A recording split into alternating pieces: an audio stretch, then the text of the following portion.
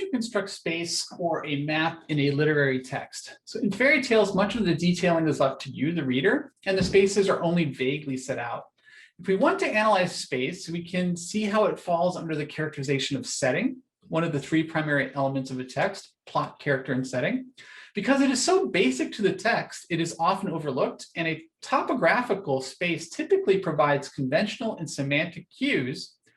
For example, it was dark, a dark and stormy night, creates an emotional mood through this depiction of the physical space as it manifests for the psyche, through this filter of perception that brings things into the world, that kind of into our imagination.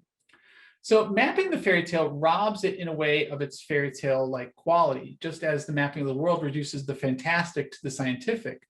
As we are trying to physically manifest it, it loses its emotional charge as a place of danger, casting light upon the dark areas that we can now see.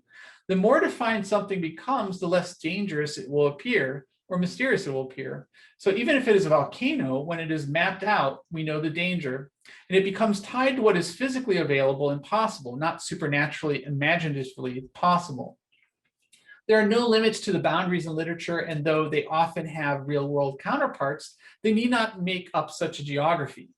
Realism is only for orientation. Much is left up to the imagination. So there are no definite edges. Even in literature where people travel to the edge of the world, there seems to be its ability to go on to the infinite. The space holds emotional content so that the space is somewhat fuzzy.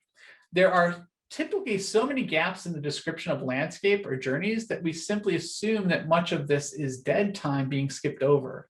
Like when we remember the most relevant parts of our travels and leave out the rest. If you're really interested in analyzing setting, then in addition to setting, we can talk about zones of action, which are several settings combined where the plot plays out. Collections of scene settings, a way to refer to them all. So there's also projected space, the longing for or remembering of places that do not exist contemporaneously for the characters.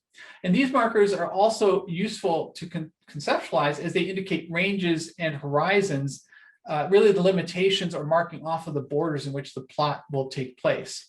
So finally, there are routes along which the characters move and offer a means of transition between settings. We now have several ways of looking at the wilds and the Grimm's tales. We can look for traces of the veneration of the forest, what role it plays in the tale. We can also understand it in terms of setting and carrying a certain mood, as well as to mine the psychological and symbolic depths of the tale.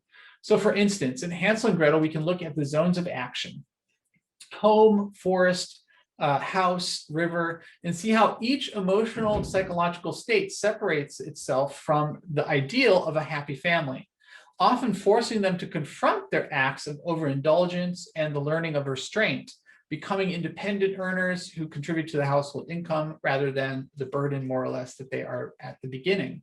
So as you read through the stories this week, think about the map you would make of the areas you know and the boundaries that there are, and what areas are mapped with emotion.